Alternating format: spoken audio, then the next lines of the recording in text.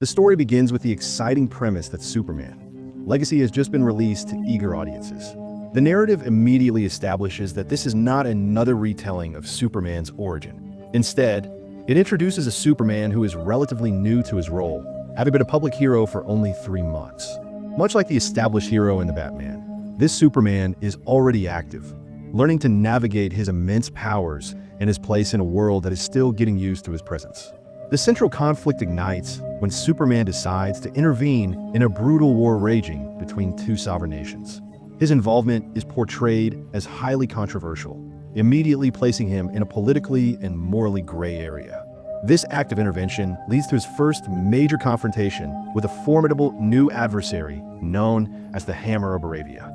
In a stunning reveal, this enemy is unmasked as Ultraman, a dark and powerful clone of Superman himself.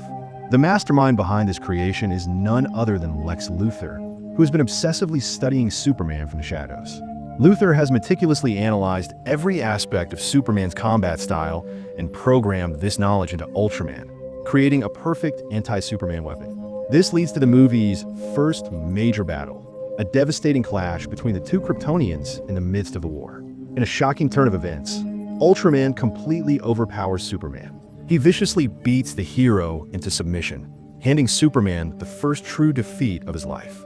This loss is not just physical, but profoundly psychological, shattering his aura of invincibility.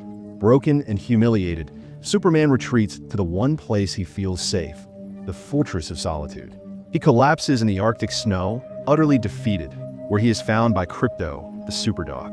Krypto faithfully drags his master inside, where Superman's advanced robotic aids begin a process of healing him with concentrated sunlight. During his recovery, a poignant detail about their relationship is revealed. Superman has only been fostering Krypto for a few months, caring for him temporarily, which adds a layer of tenderness and responsibility to his character. However, Superman's sanctuary is short-lived. A spy working for Lex Luthor successfully tracks the hero back to his Arctic fortress, exposing its location. Seizing the opportunity, Luthor, accompanied by Ultraman and another villain known as the Engineer, launches a full-scale invasion of the Fortress of Solitude.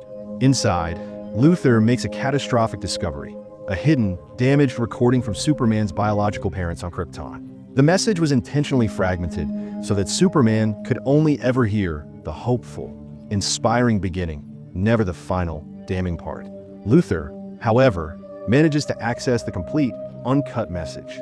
As he listens to the final words of Jor-El and Lara, he realizes he holds the ultimate weapon to destroy Superman not with force, but with information. In a masterstroke of psychological warfare, Luthor broadcasts the entire message to the world. The undisclosed content of this message is so devastating that it instantly turns global opinion against Superman. The love and admiration the world held for him evaporate, replaced by fear, suspicion, and outright hatred. The condemnation is universal. Not only does the general public turn on him, but he also faces severe criticism from his superpowered peers, including the Justice League and a particularly vocal Guy Gardner as Green Lantern. The media circus is relentless, even featuring a televised cameo from John Cena's Peacemaker, who presumably weighs in on the controversy. Luthor then steps into the public spotlight, manipulating the narrative to paint Superman as an incredibly dangerous and reckless vigilante who invaded a foreign war without permission. Crushed by the weight of global hatred and the condemnation of his fellow heroes, a morally defeated Superman makes the painful decision to turn himself in. The moment he surrenders, he falls right into Luthor's trap.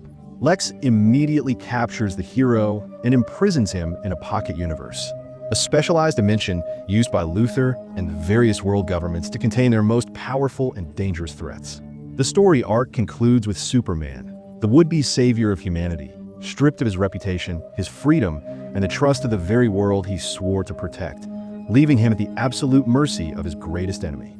Inside this prison dimension, Luthor subjects Superman to a cruel and debilitating torture, using metamorpho-kryptonite to systematically drain his strength. And in a bizarre, almost comical twist, we see that Lex Luthor employs an army of monkeys within this pocket universe, using them to run a relentless social media smear campaign, flooding the internet with anti-Superman propaganda. The true horror, however, comes when Luthor, in a final act of sadism, executes a devoted Superman fan right in front of the hero's eyes, just to watch him suffer. But this monstrous act has an unintended consequence. Witnessing this cold-blooded murder, Metamorpho, who had been one of Luther's enforcers, is overcome with disgust and remorse. His conscience awakened, he has a profound change of heart and turns against Lex, choosing to side with Superman. With Metamorpho's help, the two manage to break out of their cell.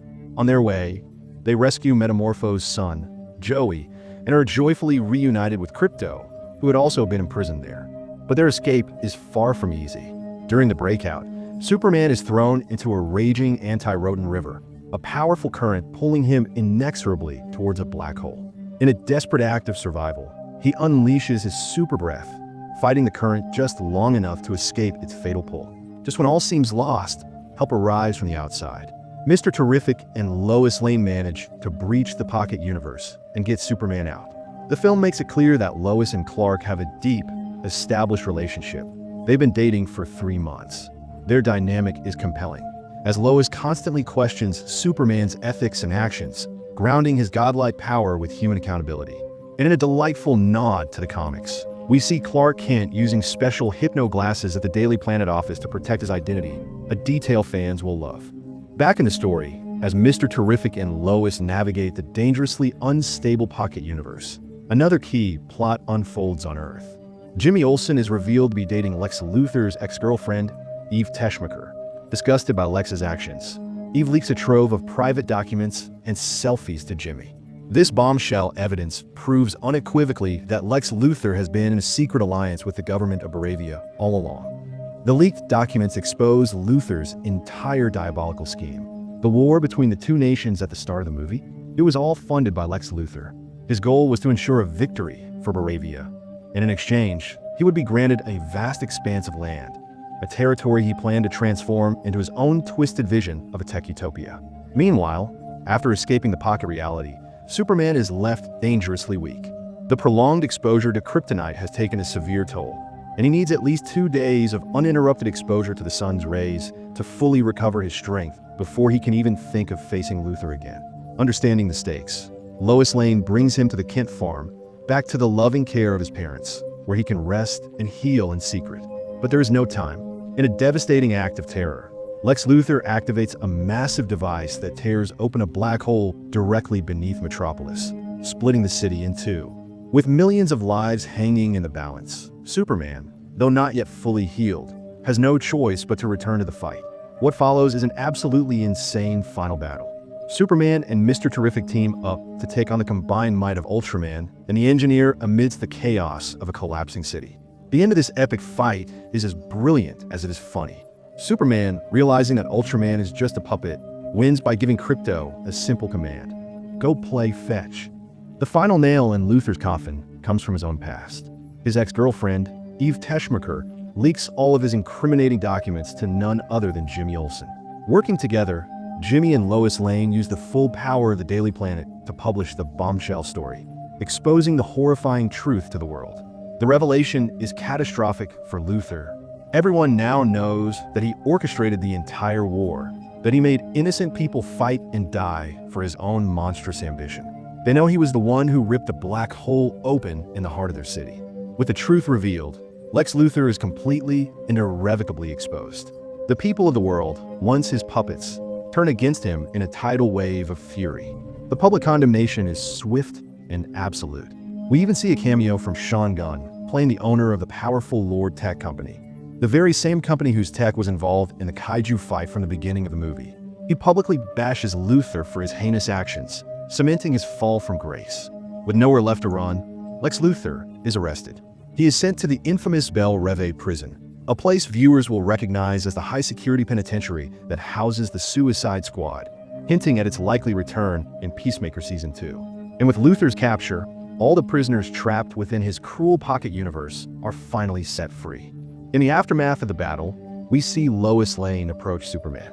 She asks him for an interview, a chance to tell his story. And in that moment, with the world watching, they share an iconic, breathtaking kiss. The secret is out. The world now knows that Lois Lane is the one who has captured Superman's heart. The movie then returns to the quiet majesty of the Fortress of Solitude for its final, jaw-dropping scene. There, we see Superman is not alone. Another Kryptonian stands with him. his cousin Supergirl. And here, we learn the film's most touching secret. Krypto was never just a stray dog Superman was fostering. He is, and always has been, Supergirl's faithful companion, whom Superman was protecting and caring for throughout this entire harrowing journey. He was fostering her dog.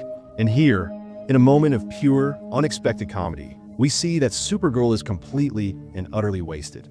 She's not a stoic hero. She's a chaotic, rebellious teenager. A weary but amused smile crosses Superman's face as he jokes. So that's why Krypto has behavioral issues. The connection is suddenly crystal clear. Krypto's unruly antics throughout the movie were just a reflection of his equally unruly owner. As Superman lovingly quips, "She can barely take care of herself. How is she supposed to train a dog?"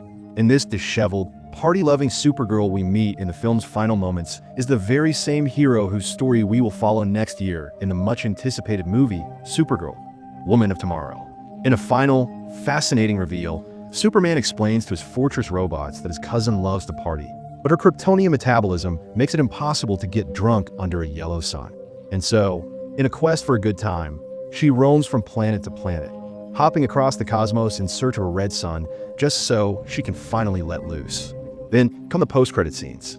The first is a moment of pure, breathtaking beauty.